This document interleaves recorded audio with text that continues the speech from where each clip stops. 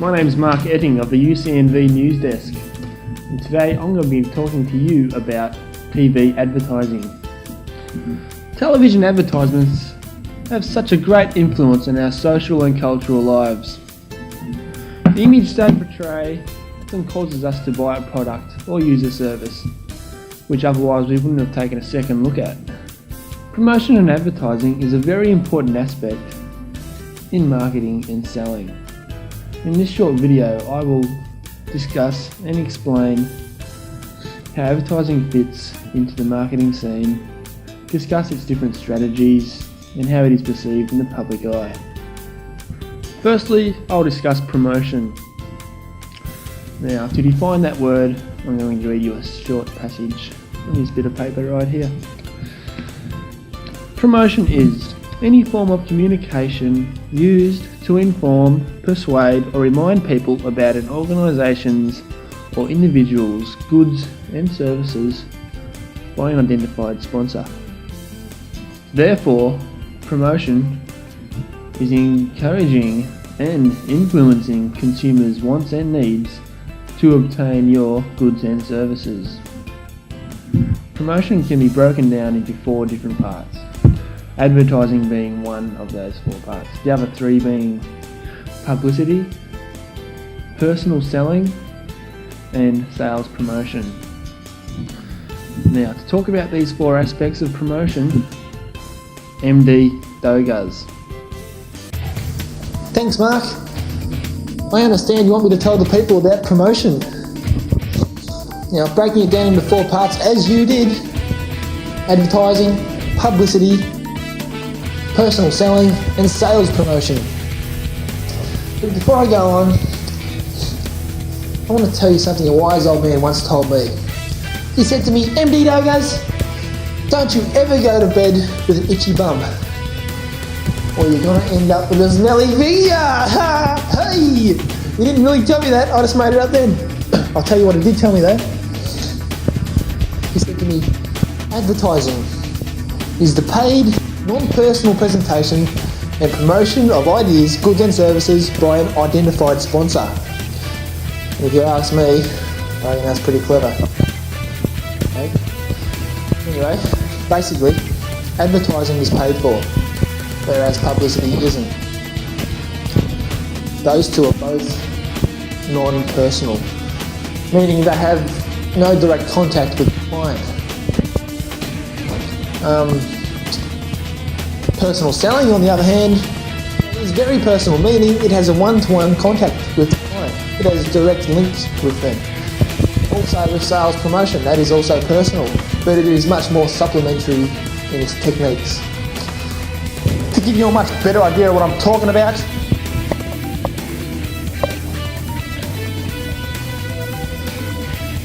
I'm going to use this bottle of bourbon as an example.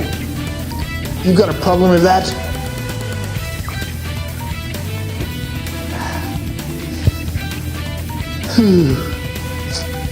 That's the spot.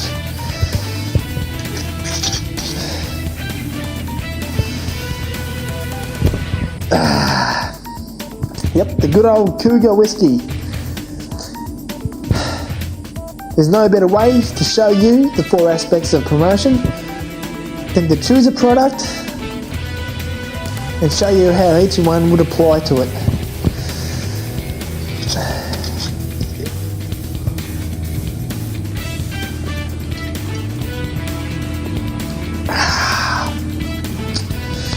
First of all, advertising. Advertising with Sam Cougar bourbon, well, that's simple. You'd be putting an ad in a newspaper or a magazine, simply just an advertisement for this. Now, publicity, that would be something like an article in a magazine saying just how it was made, or just an article on the whiskey itself, how lovely it is compared with other whiskies, stuff like that. Now, personal selling, that would be something like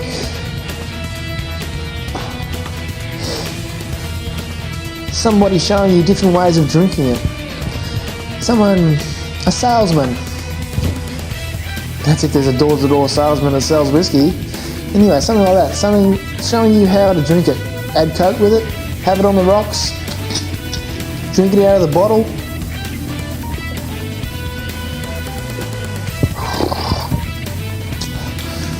I'd advise having that with Coke. Anyway, last one, sales promotion. Well, we've all been to the pub on that special night where you buy one bourbon, get one free. Well, that's what I'm talking about with sales promotion. A promotion night at the pub. It introduces a new drink, therefore people buy it in order to get their free drink. That means they're drinking that all night. Clever.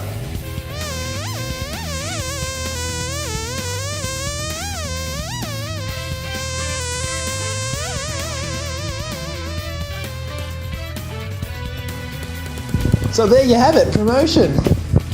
Now, before I leave you, I want to run across a few things about advertising, the most distinguishing features. Firstly, the firm pays for its message. Secondly, a set format is delivered to the entire audience through a mass media. Thirdly, the name of the sponsor is clearly mentioned and presented. And lastly, the company controls the message. Also, it could be segmented to reach different target audiences. And, well, that just about wraps it up. Hey! Okay, that's it from me, MD Doggers, UCNV News Desk. Back to you, Mark.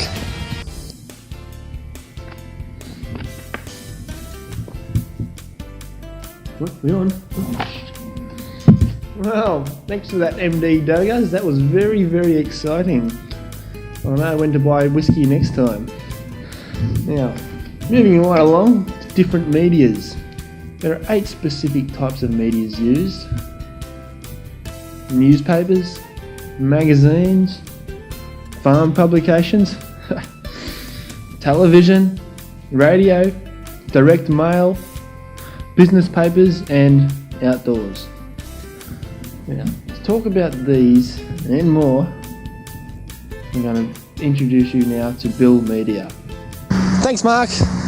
But I've got a bit of a problem. I've forgotten everything I was meant to say today. It doesn't matter. I know someone who knows everything. Follow me. It's just in this house.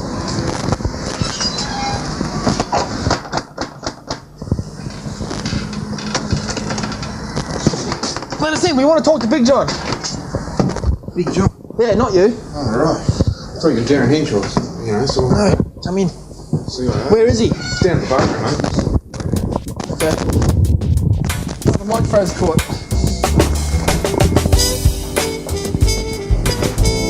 Big John's not there to see you, mate.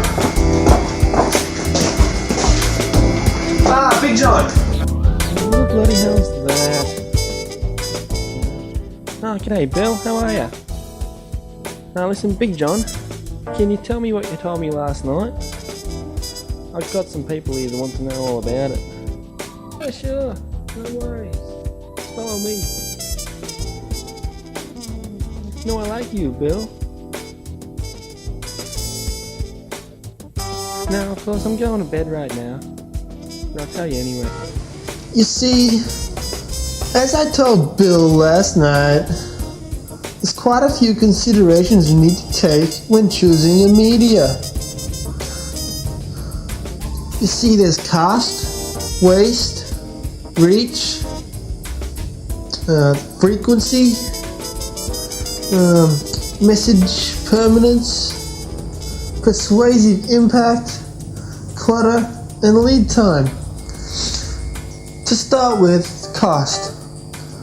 Now, it should be looked in 2 ways. Firstly, how much it's going to cost to choose that medium. For example, TV advertising, around 30 grand. Secondly, the cost per viewer. How many viewers is it going to reach in the target audience? And how much is that going to cost for each viewer? Now, we come to waste. Now, this is the portion of the audience that isn't in your target market. You see, this is a very significant factor when choosing a media, especially TV, as that appeals to a mass audience. Next, we come to reach, and that refers to the number of viewers in the audience. Frequency. Now, that's how often the medium can be used. Its greatest potential is in TV, radio, newspaper, anywhere that's been used once a day. So therefore you can change your strategy if needed. Message permanence. That refers to the exposures an ad makes and how long it's going to stay with that target audience. Persuasive impact. Now that's the ability of a medium to stimulate consumers. TV is the best at this because it can combine audio, video, visual, color, and animation simultaneously to increase the effect of persuasive impact. Now we come to clutter. Now that's the number of ads that are contained in a single program. Now, people usually tune out after the first, second, or third ad. Therefore, the first ad is usually the more effective. Lead time. That's where a firm has a long length ad and puts it to air 6 months in advance. They have to take the risk of saying an incorrect message in the long changing environment. To a broad range of mediums, a firm's objectives must be matched out with the appropriateness of a medium.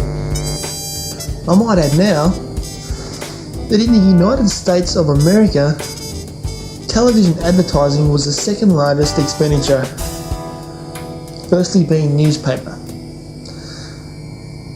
Now will you piss off out of here, Bill? I want to get some sleep. Righto, thanks Big John, I'll see you later. Yeah, go on, get out of here. I'll be after you, mate.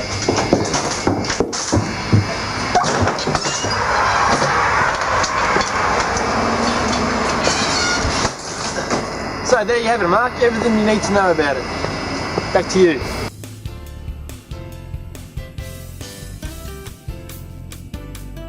Oh, thanks for that, Bill. Big Jono, you've been a great help. Well, who would have thought television advertising had the second largest expenditure in the United States of America? Not me, that's for sure. But you do know, the large companies do choose TV advertising because they have the money. Maybe that's why you don't see so many small businesses on the TV. But they go on this theory.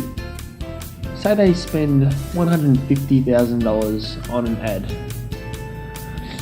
You might think that's a lot of money just to choose for an ad, but say it reaches around 3 million viewers, and then in turn they come and buy that product or use that service.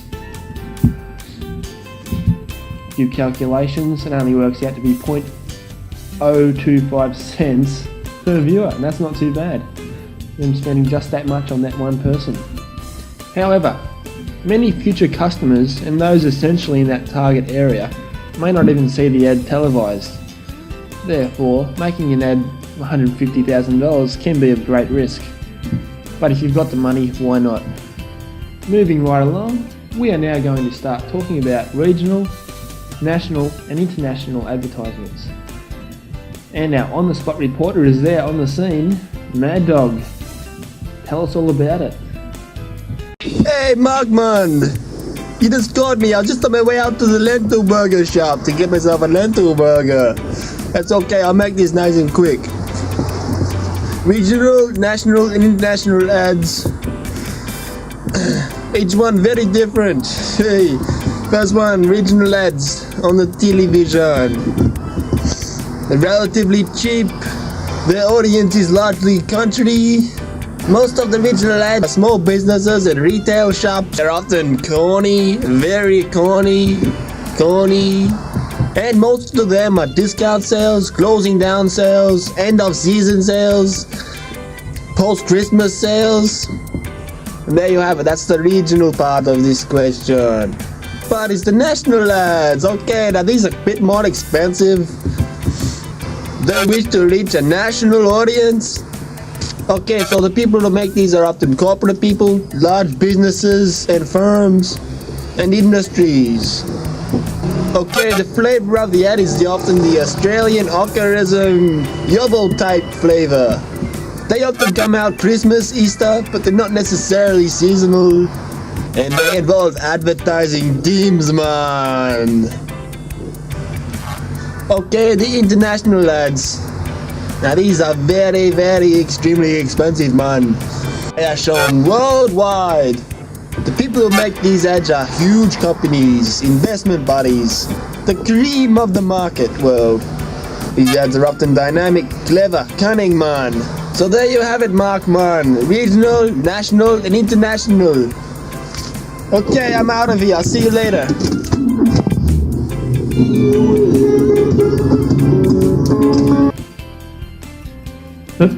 Oh, thanks for that, Mad Dog. How are the kids and the wife?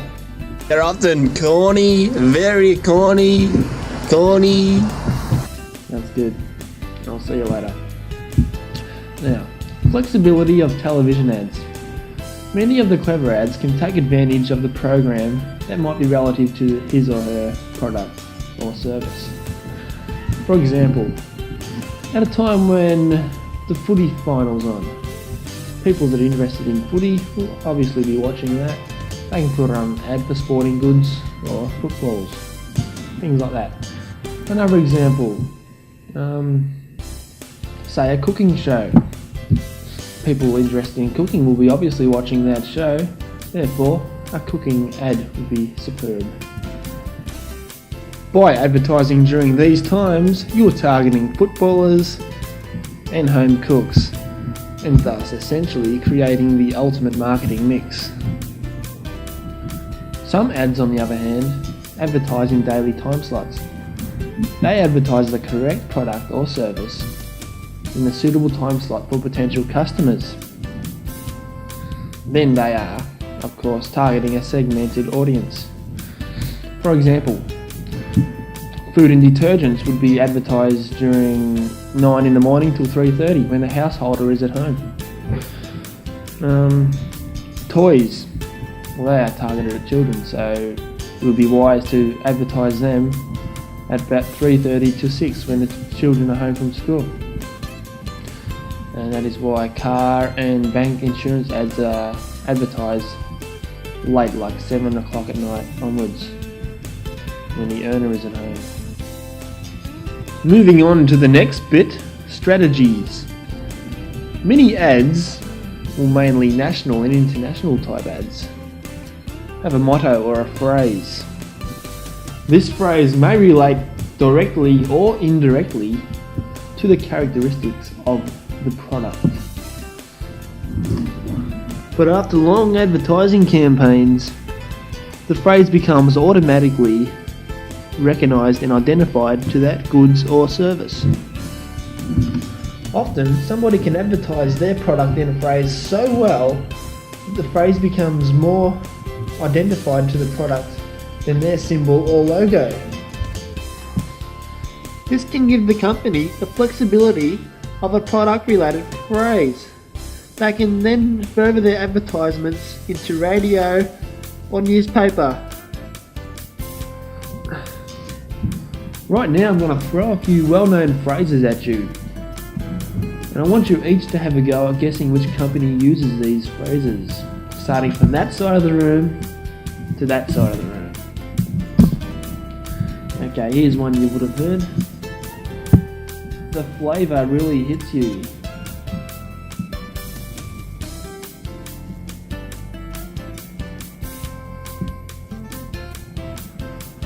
Things get interesting with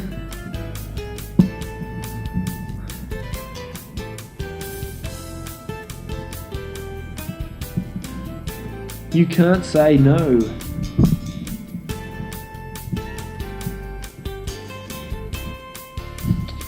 Which bank?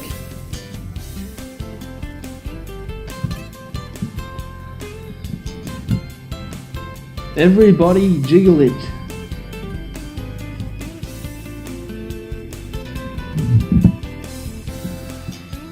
Oh, what a feeling!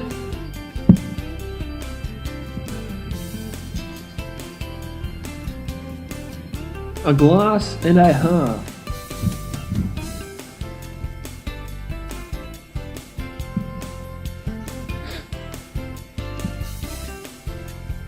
Just for the taste of it.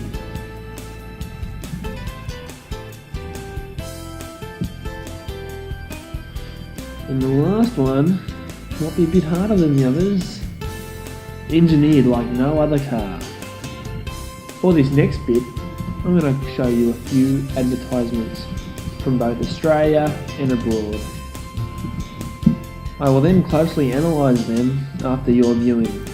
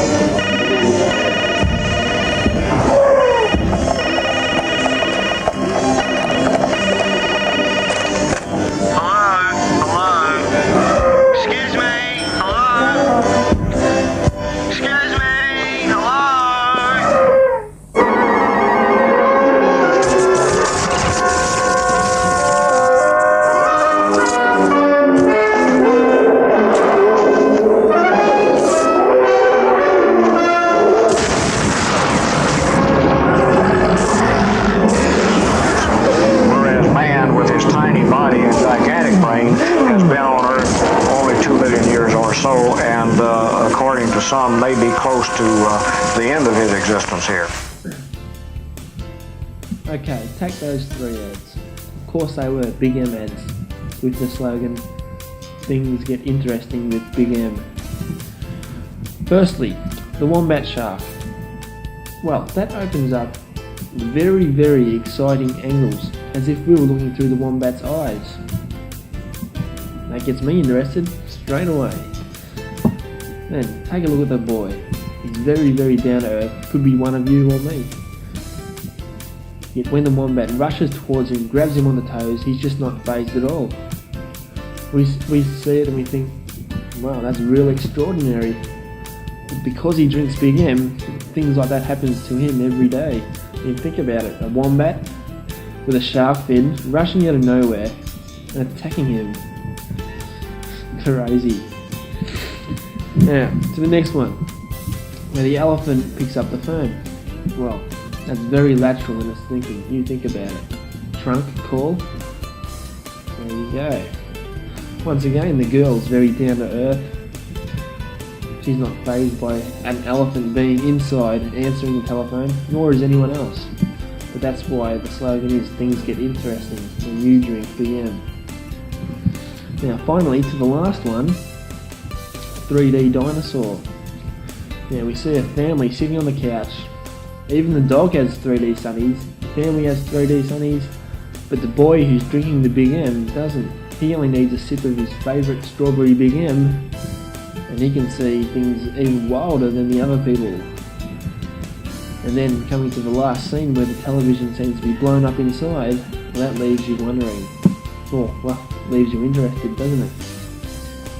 Okay, now on to our next ad, titled Milkmaids. Sit back and watch this very closely. I think you'll find it very, very enjoying.